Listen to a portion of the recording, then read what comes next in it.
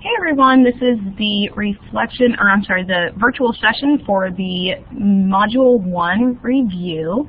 At this point you should have finished all of your lessons in Module 1 and you should be ready to take the practice test. Some advice for the practice test is after you take it, it's just for practice, so make sure you go back and look at your answers and check over the ones that you got wrong and go over them so that you can figure out what you did wrong, how to get them right. If you still have questions, feel free to talk to me about them before you go on to the test, because the whole point of the practice one is to make sure you're ready for the test. Hopefully this little video will help you understand some concepts a little differently too. All right, the topic today is going to be square and cubed roots and scientific notation. Just don't forget to print this out or fill it out online. Okay, we're going to start with some perfect squares and square roots. A perfect square is a square that you can, it just fits in there perfectly, so you just get a whole number for it. So this example that they're showing first is showing that 16 is a perfect square because 4 times 4 equals 16. All right. It's also showing you this plus and minus symbol. That means that, and we've talked about this in the past, that if you have 2 positives, they equal a positive. If you have 2 negatives multiplying by each other, it also equals a positive. So it doesn't matter which one you use. If you take the square root of 16, you could get positive 4 or negative 4. Both are the right answers. So you can write this as positive or negative 4. Some other ones that you might just know off the top of your head are your doubles. When you learned how to multiply, you learned all your doubles. So those would be perfect squares. 5 times 5 would equal 25. So the square root of 25 is a perfect square because it would equal 5. It would also equal negative 5. Okay, because negative 5 times negative 5 is 25. All right, so number 1 for your reflection sheet is the square root of 45. So you're gonna solve it and tell whether it's a perfect square. You should have a button on your calculator that looks like this. Some of them have a little X here. The one on your computer, I think, has a little X. So what I think you do on the one on your computer is type in 45 first and then hit that square button and it will tell you what your answer is. I'm going to actually use the one on my computer because actually I have this calculator here. I have 45 square root. I get 6.708 something something something something. We can just stop there. Is that a perfect square? No, it's not a perfect square. So we're going to say not a perfect square. And the reason we know it's not perfect is because I didn't just get a whole number. I can't just look at that and think of a whole number. I could say it's between 7 and 8, but or 6 and 7, I mean, but it's not a perfect square. Perfect square. All right, so figure out some way to write that in your reflection sheet.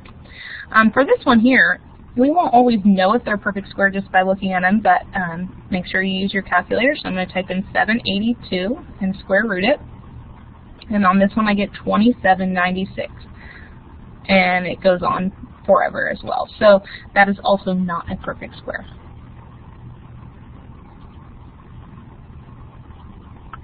Okay, cube roots are the next thing you guys went over in your lessons. There is this button on your calculator also that does cube roots, and that is saying that a number 3 times will equal that number. So I'll give you an example. If I had, let's say, 5 times 5 times 5, that's the same thing as 5 cubed. All right, so 5 times 5 times 5 equals 125. Oh, look at that. Didn't even realize it, but I was doing this problem. Okay, so that means the cube root of 125 would be 5. Okay, so that could be your answer for that top one. All right, so now we have this one here. Now this one's a little trickier. Make sure you're writing this down on your reflection sheet. This one's a little trickier because it's a fraction, but don't get scared away with the fraction. What they want you to do is the cube root of 64 over the cube root of 27.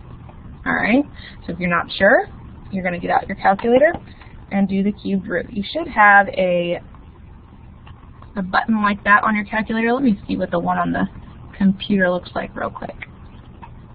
Remember when you go to your computer calculator, if you go to your view, you can go to scientific view and it will pull up the other buttons. In this case, there is a button that looks just like this on your calculator, so you should be good to go with that. Some of your calculators will have like a Y there, and you can put in like, in your calculator you can put that, then this little Y button, and then the number. You'll have to kind of test it around to see how yours works. They're all different. So if I do 64 cubed root, I get 4.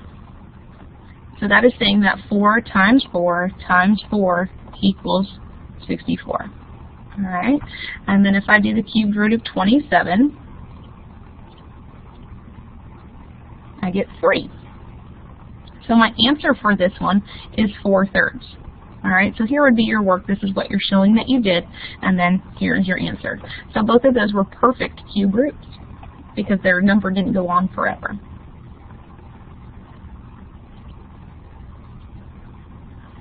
All right, scientific notation is the last thing you guys went over in your module. Scientific notation is just a way of rewriting a really, really long number or a really, really short number. In scientific notation, we always want the decimal point to be the second thing we see. So decimal point is always in the second place.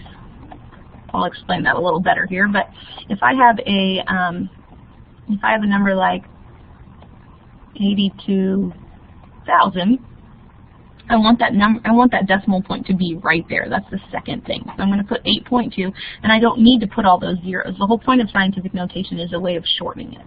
Okay? Well, there was an invisible decimal point way over here. So if I'm telling it to go way over here, I need to say how many spots did I move it.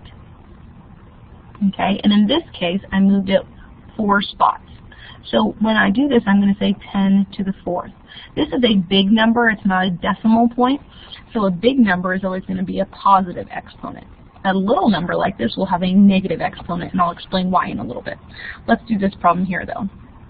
Okay, remember there's this invisible decimal point, and I want it to be the second spot. So I really want it to be just 3.7 times 10 to the something.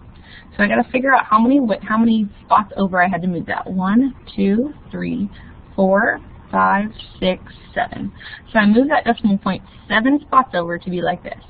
This doesn't really seem like a number you wouldn't want to write out, but if you think about when they talk about space and stuff, they have these huge numbers that maybe they don't want to write out every time they're talking about it in some report. So they'll use scientific notation to shorten that. Okay, so now for number 3 for your reflection page, you're going to need to write this one in there. Again, we want the decimal point to be in the second spot. We want to get rid of all these zeros. Right now the decimal point is way over here, and we want it to be right in between that 3 and the 9. So we're going to put 3.904, and we have to have the whole number, all the numbers. If it ended with all these zeros here, then we could leave those off. But otherwise we have to have all the numbers besides the 0, although we leave a number that's a 0 that's sandwiched between 2 other numbers. All right, and this is a very tiny number. To make that whole number a tiny number, we actually are going to have a negative exponent in this case. All right, so I'm going to be checking to see how far over I need to move my decimal point to the right. 1, 2, 3, 4, 5 spots. So I'm actually going to say 10 to the negative 5th. Hopefully you were able to get that before I could even get it done. If you have more questions about that, feel free to come on Wednesday to our virtual session, our live one, or ask me at in-house, or shoot me an email, but feel free to ask and make sure you're looking over your practice test before you start your test. Otherwise, good luck.